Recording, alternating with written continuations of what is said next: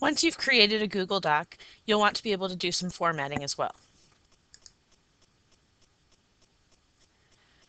To change the formatting of your Google Doc, most of the options work just like they do in Microsoft Word.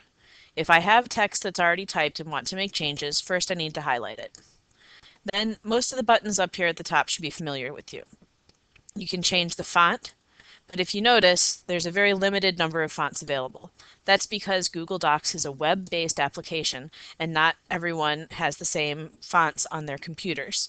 So this is a universal list of fonts that can be used on any computer with Google Docs. So I'm going to choose Syncopate. You can also change the text size, so I'll make it a little bit bigger. And we've got our normal buttons for bold, on, and off is a toggle switch. Same with italics and underline. And you notice when I went over there, it also tells you the keyboard shortcut, so you can type Control-U without clicking to make it underlined or not underlined, Control-B for bold and unbold, and Control-I for italics and not italics. There are keyboard shortcuts for just about everything, and it really can improve the speed with which you can complete a project.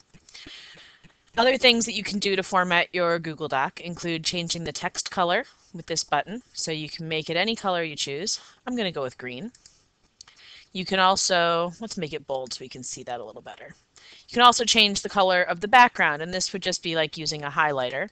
So I'm going to make that pink. So I've got the pink background with the green text. That's lovely, but not really very easy to read, so I'm going to go back to no color on the background.